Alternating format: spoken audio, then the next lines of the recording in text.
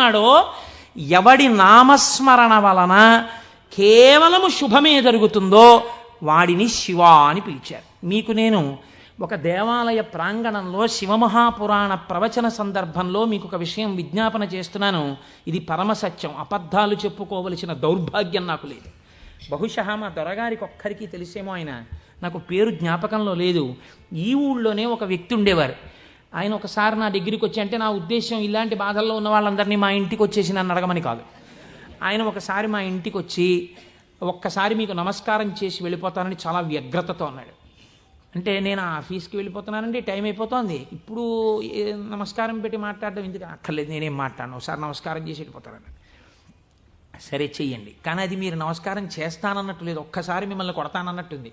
ఎందుకంత భావన వ్యగ్రత అన్న అంటే, ఇవాళే నా జీవితానికి చిట్ట చివరి రోజు, నేను ఆత్మహత్య చేసుకోబోతున్నాను. నా మనస్సులో ఎప్పుడైనా శాంతి కలిగితే మీ ఉపన్యాసాల్లోనే కలిగేది. అందుకని మీకు ఒక్కసారి నమస్కారం చేసి ఆత్మహత్య చేసుకుందామని వచ్చాను.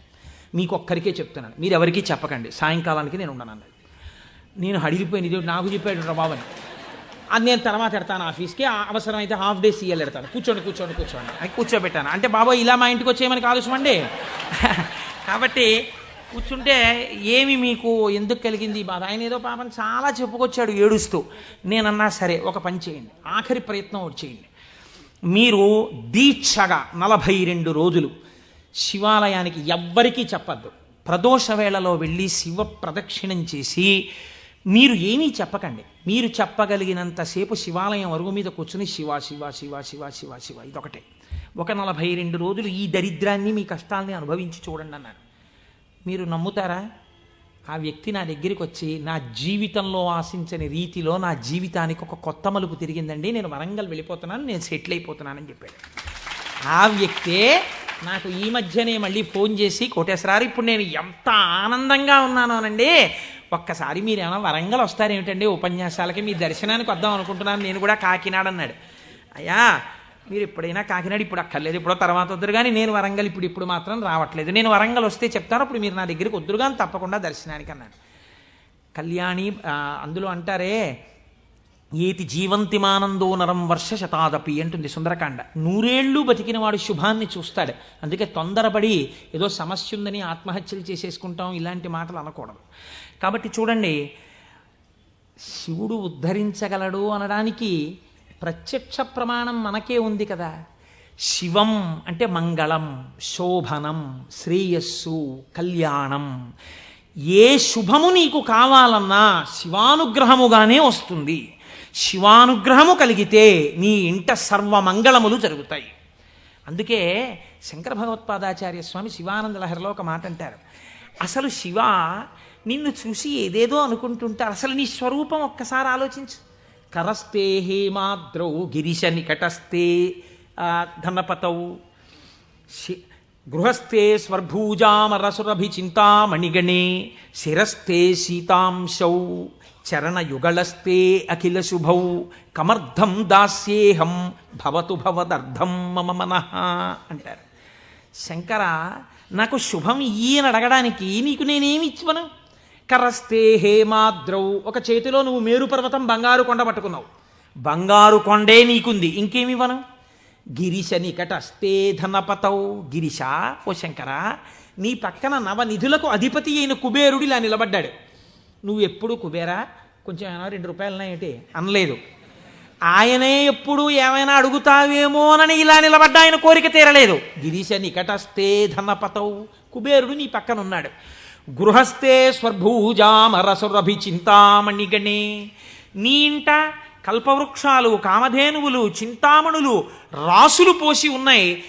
ఎన్ని కామధేనువులో, ఎన్ని కల్పవృక్షాలో, చింతామణులతో గోడలు కట్టారు నీ ఇంట్లో. పోన్లేవయ్యా ఇవన్నీ ఉన్నాయి, కానీ నీకేదో మోక్షం ఇస్తాను, నీకేమైనా అనారోగ్యం వస్తే తగ్గిస్తానడానికి నీ యొక్క శిరస్సు మీద సీతాంశు చంద్రబింబం ఉంది, చంద్రరేఖ ఉంది, కాబట్టి మోక్షం ఇచ్చే అధికారం నీకుంది. ఇంకా నీకు నేనేమివ్వను? నాది నాది అన్నది ఒక్కటి ఉంది నా దగ్గర, నీది కాదని నా దగ్గర ఉన్నది అన్నది ఏమిటో తెలుసా? కమర్థం దాస్యేహం భవతు భవదర్థం మమ మనః. నాది అని అస్తమానం నన్ను బంధనంలో పడేసే ఈ మనస్సు నీకు ఇచ్చేస్తా, బుచ్చేసుకో. ఏదో రకంగా ఆయన పాదాల దగ్గర చేరడానికి శంకరాచార్యులు వారు మన కోసం చేసినటువంటి శ్లోకం కమర్థం దాస్యేహం భవతు భవదర్థం మమ మనః మమ అన్న చోట నేను అన్న శబ్దం శంకరాచార్యుల వారి కోసం అండి. ఆయన అపరశంకరుడు, మన కోసం.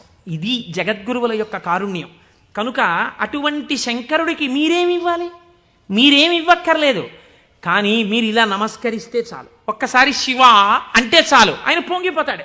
అందుకు కదా మనం ప్రదోష వేళలో ఉపన్యాసం మొదలు పెట్టే ముందు శివాష్టోత్తర శతనామ స్తోత్రాన్ని ఒక్కసారి అనుసంధానం చెయ్యాలి అని మనం అనుకుంటున్నాం. మీరు చూడండి, నేను ఇక్కడ మీకు ఒక గంభీరమైనటువంటి విషయాన్ని వాళ్ళ ప్రస్తావన చెయ్యాలి అని అనుకుంటున్నాను. ఆనందం వస్తే కళ్ళజోడు తీసేస్తుండడం, మళ్ళీ పెట్టుకు చూసుకుంటూ ఉండడం.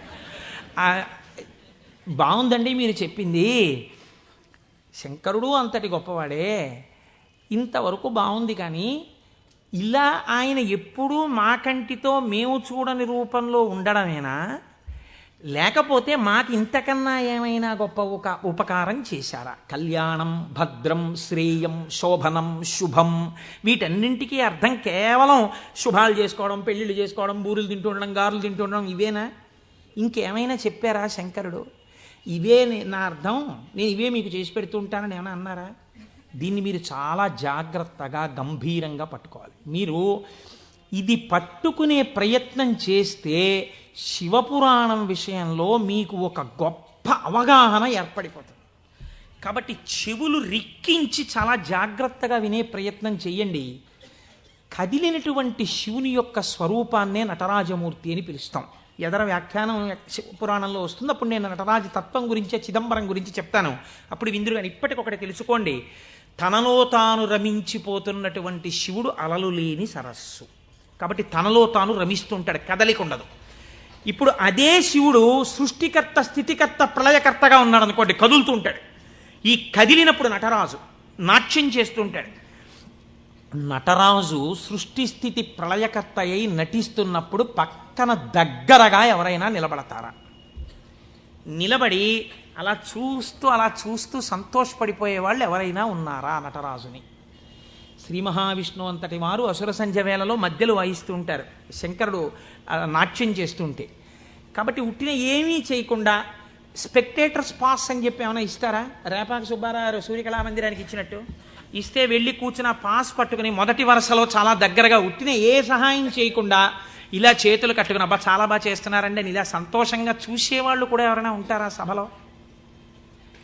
అంటే శాస్త్రం అంది ఇద్దరున్నారు, ఇద్దరే చూస్తారు. అలాగా మిగిలిన వాళ్ళందరూ నటరాజ తాండవమునందు సహాయం చేస్తుంటారు. ఆ ఇద్దరెవరో తెలుసా? ఒకరు వ్యాఘ్రపాదుడు, ఒకరు పతంజలి. వీళ్ళిద్దరే చూస్తూ ఉంటారు. వ్యాఘ్రపాదుడి యొక్క శరీర అధోభాగం పులిగా ఉంటుంది, పతంజలి యొక్క శరీర అధోభాగం పావుగా ఉంటుంది. పతంజలి ఆదిశేషుని యొక్క అంశ. ఈ పతంజలి వ్యాకరణానికి మహాభాష్యం చేశారు. ఈ పతంజలి 1000 నాలుకలతో సమాధానం చెప్పేవారు. ఒకానొకసారి ఈ పతంజలి మహర్షి దగ్గరికి 1000 మంది శిష్యులు వచ్చి, అయ్యా మీ దగ్గర మేము వ్యాకరణం నేర్చుకోవాలనుకుంటున్నామని అడిగారు. పతంజలి మహర్షి అన్నారు, సరే మీకు 1000 మందికి నేను నేర్పుతాను ఏకకాలంలో. ఎవరు ఏ స్థాయిలో ఉన్నారో ఆ స్థాయిలో పాఠం చెప్పేస్తాను. మీకు ఉదాహరణకి వ్యాకరణం అంటే కొద్దిగా సంగీతంతో పోల్చండి. కొద్దిగా అమరిక కోసం సంగీతం నేర్పేటప్పుడు బాగా కీర్తనల్లోకి వచ్చేసిన వాళ్ళకి, ఇంకా సరిగమ పదనిసల్లో ఉన్న వాళ్ళకి, from the lowest string to the highest string కలిపి కూర్చోపెట్టి సంగీతం నేర్పడం కుదరదు. ఎందుకనంటే ఎవరికి వాళ్ళకే టైం ఉండాలి, వాళ్ళ స్థాయికి తగినట్టు వాళ్ళకి చెప్తూ ఉండాలి. వ్యాకరణ మహాభాష్యం చెప్పేటప్పుడు 1000 మంది 1000 రకాలైన ప్రశ్నలు వేస్తారు. 1000 మందికి ఒకేసారి జవాబు చెప్పాలి. కాబట్టి ఇప్పుడు తాను ఎలా చెప్పాలి? తాను ఆదిశేషుడు కనుక శేషాంశతో చెప్పాలి, 1000 నాలుకలతో చెప్తాను. కానీ 1000 నాలుకలతో చెప్పినప్పుడు ఒక ప్రమాదం ఉంది. శేషాంశతో ఉంటాను, దానిలో విషపు గాలి కూడా వస్తుంది, ఎదురుగుండా కూర్చున్నవాడు బూడిదైపోతాడు. కాబట్టి తెర అడ్డం కడతాను. ఇది చిదంబరంలో జరిగిందండి యథార్థంగా. నేను ఒక తెర అడ్డం కట్టి లోపల నేను కూర్చుంటాను, మీరు బయట కూర్చోండి. మీరు ప్రశ్నలు అడుగుతూ ఉండండి, నేను చెప్పేస్తుంటాను 1000 నాలుకలతో.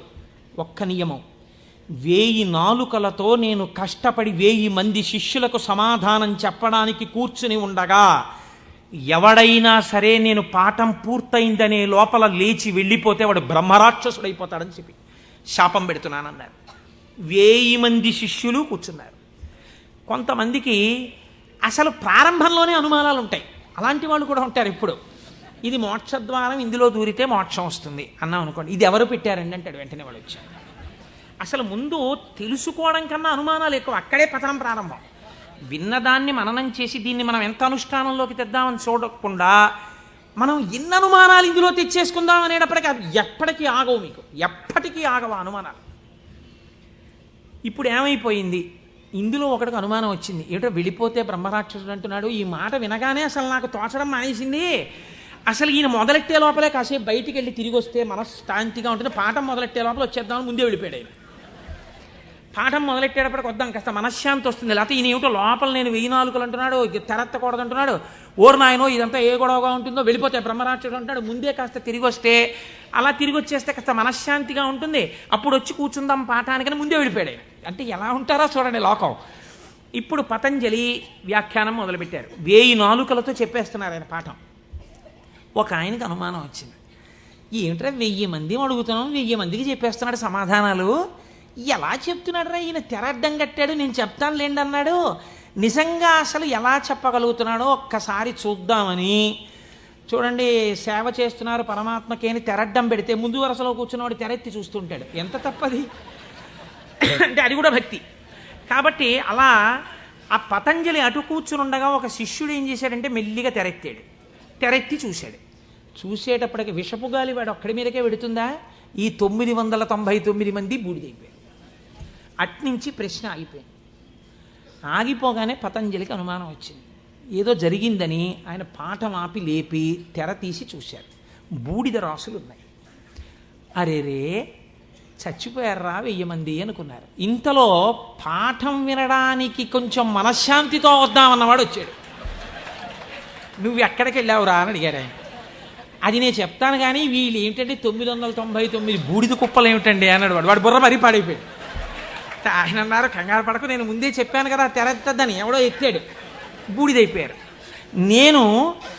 నువ్వు మాత్రం ఒక్క శిష్యుడు మిగిలావురా, మీకు 1000 మందికి పాఠం చెప్తానన్నాను, కనీసం ఒక్కడే మిగిలావు, నీకు చెప్తాను పాఠం అన్నారు. వాడు హడిలిపోయాడు. అయ్యి బాబోయ్ పాఠమే అని. ఇప్పుడు పతంజలి అన్నారు, నీకేం చెప్పను, కంగారు పడకు, నీకు నేను అనుగ్రహించేస్తున్నాను, నీకు వ్యాకరణం అంతా భాషించేసింది, నీకు వచ్చేసింది వ్యాకరణ భాష.